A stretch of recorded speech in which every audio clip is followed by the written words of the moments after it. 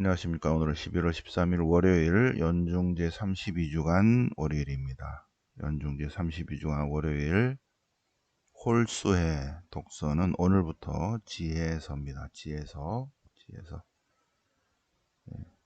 어제 독서도 지혜서여서 잠깐 성경연대표 보셨죠?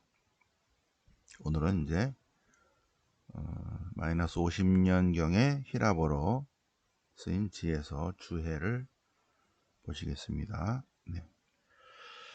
거기에 맞는 화답송은 시편 139편 굉장히 가슴에 막 와닿는, 주님은 저를 잘 아시나이다. 앉으나 서나 저를 아시고 멀리서도 아시고 길을 가도 누워 있어도 헤아리시는, 저의 길을 모두 아시나이다. 제 말이 혀끝에 오르기도 전에 벌써 당신은 이미 다 아시나이다.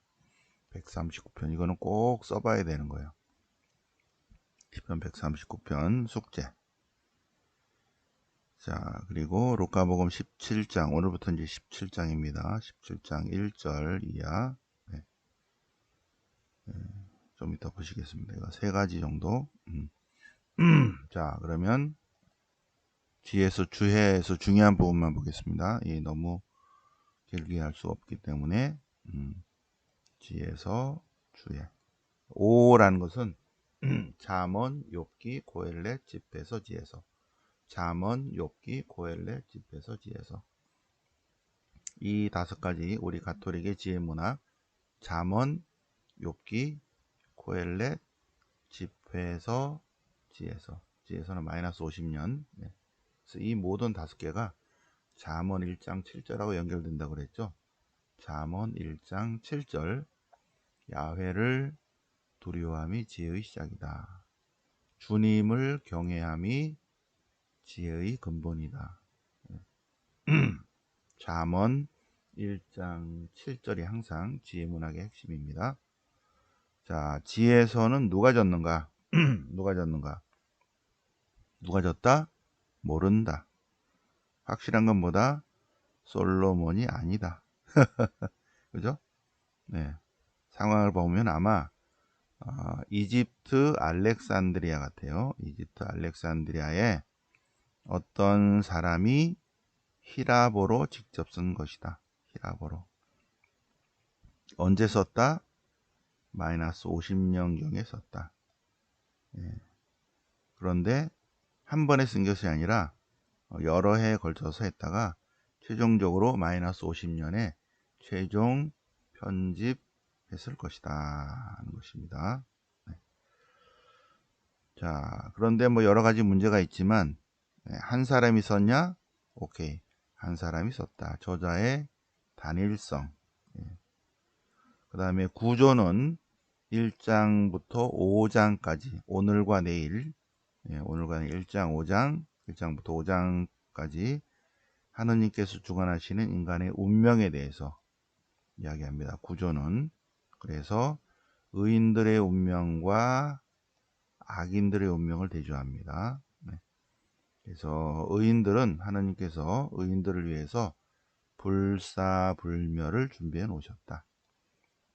그런데 보면 의인은 빨리 죽고 악인은 오래 사는데 그 오래 사는 것만 갖고 사람을 판단할 수 없다. 쭉 보시고요. 6장부터 11장까지는 지혜에 관한 얘기입니다. 지혜의 찬미가. 그래서 지혜의 본성과 기원, 지혜에 대해서 지혜의 본성, 지혜에 대해서 쭉 얘기하고 있습니다. 지혜에 대해서 우리 6장부터 11장까지는 쭉 좀 보겠습니다. 성경 본문. 1장부터 5장까지는 뭐 그렇다 치고 지혜서의 제일 중요한 거는 6, 7, 8, 9, 10, 11까지. 그 다음에 11부터 19는 출애굽에 관한 내용인데 이거는 뭐 그냥 우상 숭배에 관한 얘기니까 중요한 거는 또 마른 발로 건넌다. 출애굽 19장에서 마른 발로 건넜다. 마른 땅을 건너갔다. 중요하죠, 그죠? 홍해가 갈라졌는데, 네, 이스라엘 백성이 걸어갔는데 마른 발로 걸어갔어. 마른 땅으로 나오는데 지혜서는 마른 발로. 자, 지혜서의 저자는 누군지 모르지만 그 사람은, 지혜서를 쓴 사람은 개성적이고 독창적인 작품을 창작할 줄 아는 시인이며 영성의 대가다. 그는 창세기, 탈출기, 이사야서, 잠언, 욥기, 집회서 이런 것들을, 코엘렛 이런 것들을 참고했을 거예요. 네, 그리고 헬레니즘 문학, 그리스의 시와 수사학과 과학, 철학들을 자유롭게 이용한다. 그래서 지혜서의 저자는 성경 본문과 또 그리스 문헌들을 참고해서 지혜서를 썼다. 아마도 지혜서의 저자는 히브리 말을 모를 것이다. 네, 모를 것이고, 자기처럼 이 히브리 말을 모르면서 헬레니즘 문화에 젖어 있는 유다인들을 대상으로 하고 또 그리스 사람들을 위해서도 쓰고 있다. 뭘 강조한다? 유다교 지혜 우월성에 대해서 얘기하고 있다.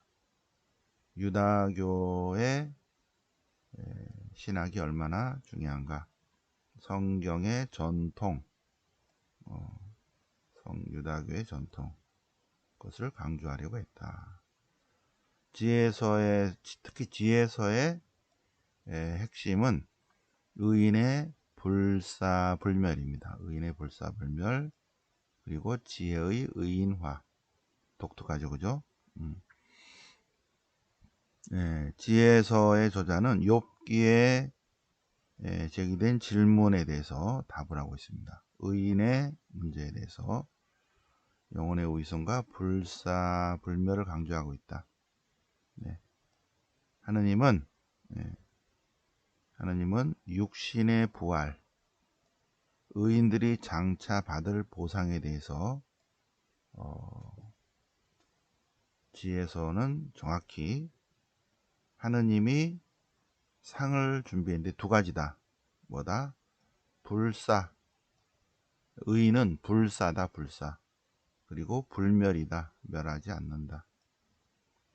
의인의 생명은 영원하고 하느님 곁에서 영원히 영광스럽게 지속된다.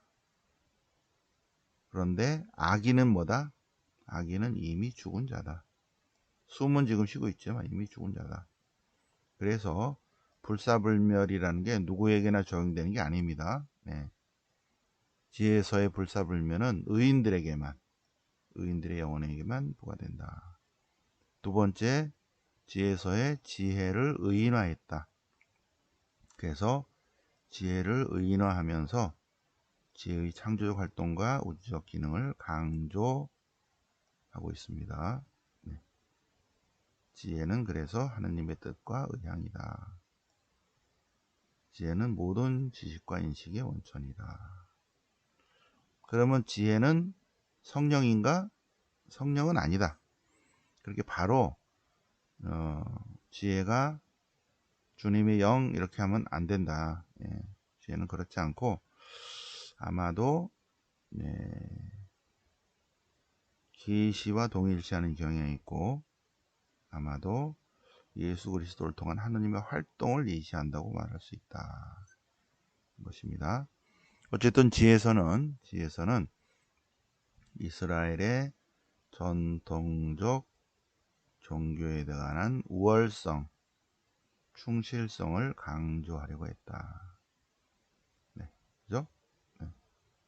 그래서 짧게 봤습니다. 자, 그러면 지혜서 1장만 볼까요? 자, 하느님을 찾고 악을 피해라. 세상의 통치자들아, 정의를 사랑하라. 선량한 마음으로 주님을 찾아라. 주님께서는 악인들을 악인들을 굽어보지 않는다. 당신을 시험하는 이들, 당신을 불신하는 이들에게는 드러내 보이지 않는다. 삐뚤어진 생각을 하는 사람, 주님의 권능을 시험하려는 자, 간악한 영혼, 죄에 얽매인 사람들, 거짓 선전선동하는, 그리고 약간 어리석은, 그리고 부정과 불의, 하느님을 모독하는 그런 사람들에게는 자신을 드러내 보이지 않는다. 만나주지 않는다. 주님은 그 사람의 속 생각을 다 아신다. 그 마음을 샅샅이 헤아리신다. 그의 말을 다 듣고 계시고, 사람의 말을 다 알아들으신다. 그래서 불의한 것을 짓거리는 자는 반드시 탄로가 난다. 관계를 꾸미는 거짓 선전선동하는 놈들, 그릇된 생활을 하는 자들, 그런 자들을 주님의 정의는 죽지 않는다. 악인은 행실과 말로 죽음을 불러내고 죽음을 친구로 여기고 그것을 죽음을 열망하고 죽음과 계약을 맺고, 그래서 악인은 살아있어도 이미 죽은 자다. 이미 죽은 자다. 네. 자, 거기에 딱 맞는 시편 139편, 시편 1장도 한번 써보시고요. 139편도 한번 써보시기 바랍니다. 주님께서는 저를 샅샅이 다 아시나이다. 제가 앉거나 서거나 주님께서 아시고, 제 생각도 아시고, 제가 길을 가도 누워 있어도 주님은 다 아십니다. 제가 주님을 피해서 어디로 가겠습니까? 하늘로 가도 거기 계시고 저승의 잠자리 펴도 거기 또한 계시나이다. 제가 아직 태어나기도 전부터 주님은 제 눈을 보셨고, 그리고 제가 이제 안녕히 돌아가시려고 할 때 벌써 이미 당신 책에 그 모든 것이 다 쓰였습니다. 생명의 책에 쓰였습니다. 저를 영혼의 길로 이끌어 주십시오. 주님은 저를 샅샅이 보고 아시나이다. 속물도 시편이 훨씬 더 멋있어요. 쭉 한번 천천히 한번 써보시고, 마음에 와닿는 구절에 제가 이렇게 표시한 데 있죠. 주여 당신은 저를 샅샅이 보고 아시나이다. 앉거나 서거나 매양 저를 아시옵고 멀리서도 제 생각을 꿰뚫으시나이다. 이런 문장은 빨간 걸로, 다른 색깔로, 까만 걸로 쓰였다면 파란색으로 쓰던지 이렇게 표시나게 한번, 이건 참 좋다, 이렇게 해서 한번, 아니면 이렇게 형광펜으로 치든지 한번 그렇게 한번 해보시기 바랍니다. 네. 자, 루카복음 17장, 오늘부터 17장, 남을 죄짓게 하지 마라.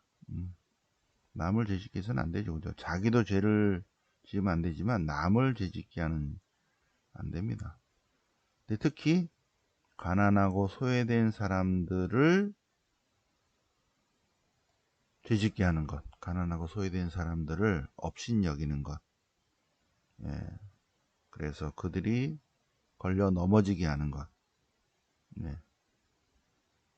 그런 자는 맷돌을 목에 걸고 바다에 빠지는 게 더 낫다. 굉장히 강조하고 계시죠, 예수님께서.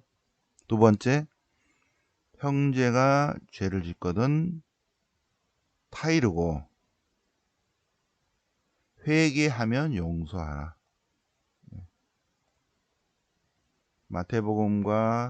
마태복음에서는 그냥 용서하라, 무한 용서하라 그랬는데, 루카복음에서는 좀 곤란한데, 거시기한데, 회개합니다 하면 용서하라. 그죠? 회개합니다 하면 용서. 회개합니다 안 하면 거시기 하죠. 형제가 죄를 지으면 타이르고, 회개하면 용서하라. 하루에 7번이 아니라 많은 죄를 짓더라도 와서 죄송합니다, 잘못했습니다 하면 용서하라. 세 번째, 믿음에 대해서. 믿음. 겨자씨 하나할 만한 믿음이 참된 믿음이라면, 겨자씨 하나는 모래알 정도 돼요. 모래알 정도, 아주 작은데 이 겨자씨가 모래알 정도의 작은 것이 한 3m까지 큰다고 그래요. 1년생 풀입니다. 1년생 풀. 지중해에서 비와 햇빛을 잘 받으면 겨자 풀이죠. 2m, 3m 정도 자라는, 그리고 씨를 내고 또 씨가 또 뿌려져서 또 이렇게 나고 하는 1년생 풀입니다. 겨자씨, 겨자나무라고 하긴 좀 그렇죠. 근데 작은 믿음이라도 참된 믿음이라면 무화과 나무더러 바다에 심어져라 해도 될 것이다.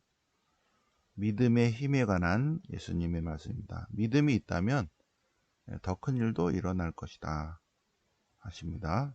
네.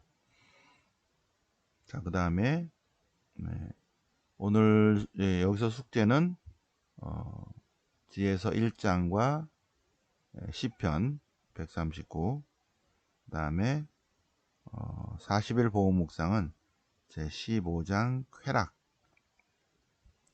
옆에 참된 기쁨 이렇게 씁니다. 참된 기쁨. 사람들은 쾌락을 추구한다. 왜? 내적으로 공허하기 때문에. 내적 공허. 그리스도인들은 참된 기쁨을 찾아야 되는데, 참된 기쁨은 어디 있다? 예수님 안에 있다. 예수님 안에서 참된 기쁨을 느껴야 되는데, 참된 기쁨이 예수님으로부터 나기 때문에 우리가 언제나 새로운 자극으로 자신을 마비시킬 필요는 없다. 네. 자, 루카복음 16장 19절이야. 자, 라자로 이야기입니다. 그래서 등장인물이 어떤 부자가 한 사람 나오고, 거지 라자로가 나오고, 아브라함이 나옵니다. 어떤 부자가 있는데 그는 맨날 풍요로워요. 자주색 옷, 귀족 옷을 입고 고운 암옷을 입고 날마다 즐겁고 화로운 생활하고, 그 집 문 앞에는 라자로라는 거지가 있었다. 이 라자로라는, 왜 라자로라고 했을까? 요한복음에서는 라자로가 소생하죠, 그죠? 그러니까는 그래서 라자로의 소생에 대해서 이 루카복음사가는 알고 있죠. 거지 안 하고 라자로. 그래서 죽었다가 다시 살아난 라자로를 자기 형제들에게 보내달라고 하잖아요. 그래서 라자로라고 특별히 이름을 지칭을 했습니다. 네. 그런데 이제 부자도 죽고 라자로도 죽었는데, 라자로는 아브라함 곁으로 가고 부자는 죽어서 지옥으로 갔다. 그래서 고통받아서 저 좀 살려주세요. 그러니까 아브라함이 근데 너는 옛날에 잘 살았잖아. 이제 고생 좀 해. 그래서 거지는 여기서 이제 위로받고 너는 고통을 겪는 거야. 근데 우리가 갈 수가 없어, 거기 쪽으로. 그러니까 그렇다면 아브라함 할아버지, 저 라자로 거지를 제 아버지 집으로 보내주셔서 저에게 5 형제가 있는데 제 형제들에게 경고하게 해주십시오. 경고. 그래서 그들만이라도 이 고통스러운 곳으로 안 오게 해주세요. 그 다음 답이 뭘까요? 그 다음 답. 그들에게는 뭐가 있다? 그들에게는 뭐가 있다? 아브라함이 말씀하십니다. 그 답이. 답을 꼭 쓰세요. 숙제. 힌트를 드리면 그들에게는 오려 성경이 있다. 근데 오려 성경이 안 오니까 5 형제는, 그러니까 경고해도 경고를 못 받고 또 간다. 그 다음 거를 여기까지 딱 한 거는 묵상을 해보시라 그 얘기입니다. 자, 참된 신심 188항. 요거는 이제 숙제니까 쭉 쓰세요. 참된 신심은 다 씁니다. 참된 신심. 세속적인 사람들은 마리아 공경을 위해서 별로 노력 안 한다. 성모님을 미워하진 않지만 근데 세속적인 사람은 마리아 성모님이 다른 사람들로부터 존경받으면 좀 별로 또 거시기 하나 봐. 마리아 신심이 영혼의 구원이 된다는 것도 몰라. 성모님에 대한 애정이 없어. 세속적인 사람들은 자기 인수를 고치려고도 안 해. 자, 에사오의 자녀들, 세속의 자녀들은 세속적 기쁨을 불콩죽 한 그릇으로 비유했습니다. 에사오의 자녀는 세속의 자녀들이고 세상의 쾌락을 쫓아간다. 그거를 이 스토리에서는 불콩죽 한 그릇으로 상징을 했습니다. 그래서 불콩죽 한 그릇을 위해서 자신이 받는 하늘의 축복을 팔아넘겼다. 그 얘기입니다. 흥청대고 먹고 마시는 에사오. 하느님으로부터 축복받기 위한 노력은 하나도 안 했다. 순간적인 쾌락을 위해서, 헛된 명예를 위해서, 무질서한 애착을 위해서 성세성사의 은총과 때묻지 않은 순결한 옷과 천상의 상속을 팔아버린다. 그리고 세속의 자녀들은 하느님의 자녀를 참된 그리스도인들을, 참된 성모신심을 가진 사람들을 괴롭히고 멸시하고 비난하고 웃음거리로 만들고 모욕하고 속이고 내쫓고 망하게 한다. 그러면서도 자기는 좋아라 한다. 그죠? 괴롭히고 멸시하고 비난하고 웃음거리로 만들고 모욕하고 발령도 안 내고 무시하고, 그죠? 참된 성모신심을 가진 사람은. 자, 준주성범 보겠습니다. 준주성범. 준주성범에서는 너는 모든 일의 끝을 생각하라. 끝을. 종말을 생각해라. 종말 때 누가 변호해 주지 않는다. 왜? 종말에 다 문 앞에 서 있어요. 그래서 각자 다 자기 짐을 지고 있어 갖고 남의 짐을 덜어줄 생각을 못해. 때가 되면, 그날이 오면 뭘 할래야 할 수가 없어. 그날이 오면. 그래서 그 전에 미리 자기 자신을 생각해야 된다. 심판과 죄와 벌. 자, 이 항을 보시면 이 항이 땡기시는 분은 보통 분이 아닙니다. 요거. 남이 나를 모욕하더라도 자기가 받은 모욕보다 모욕하는 사람의 불행을 더 아파한다. 마음이 좀 와닿으세요? 남이 나를 모욕하더라도 자기가 받은 모욕보다 모욕한 그놈의 불행을 더 아파한다. 아유, 불쌍하다. 에? 저렇게 해놓고 그래도 무슨 욕심 때문에 저럴까? 그죠? 자기를 반대하는 사이에서 기도하고 잘못을 용서해주고 자비를 베풀고. 자, 그리고 그래서 이 세상은 요렇게 하는 사람에게는 연옥이 된다. 구원을 가져다주는 연옥이 된다. 미리 보석한다는 거예요. 미리 보석을 해서 이 생을 떠날 때 보석거리를 남겨두지 않아. 그러면 보석을 조금만 하고 바로 하늘을 날아간다. 굉장하죠? 그래서 준주 성범. 자, 오늘 숙제가 좀 많죠? 4가지. 어떤 사람 숙제 좀 조금만 내달라 그러는데 그냥 능력이 되시는 대로 하세요. 숙제 첫 번째, 숙제 첫 번째는 요거 지에서 1장 전체 하시고, 두 번째 숙제는 시편 139편, 세 번째 숙제는 요거 참된 신심, 그리고 준주 성범. 4가지. 이 중에 지에서 1장과 시편 139, 요거는 연결되기 때문에 굉장히 좋을 거예요. 주님은 저를 다 아시나이다.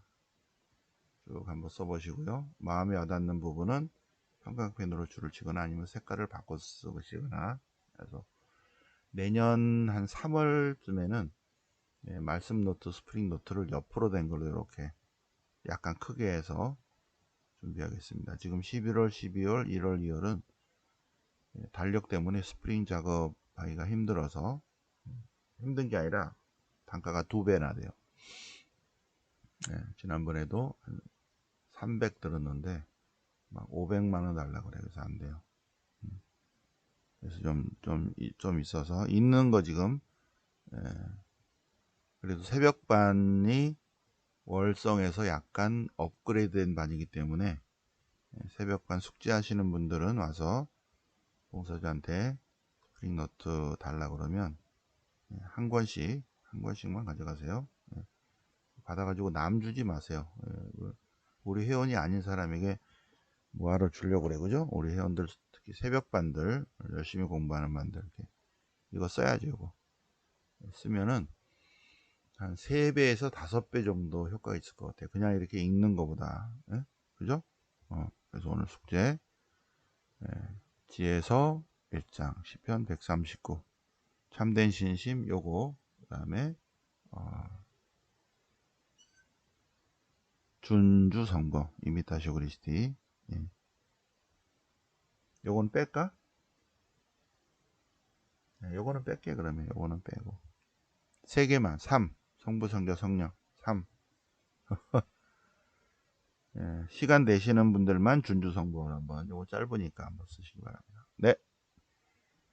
자, 오늘은 기쁜 월요일입니다. 그래서 월요 성경 13일 월요 성경에 오시고요.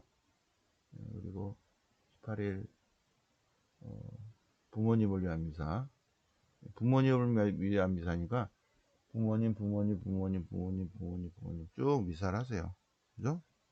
제가 부모님을 위한 미사 봉헌합니다. 그러니까 제가 계속 미사 봉헌하고 있습니다. 여러분들의 부모님 명단만 올려주시면 제가 합니다.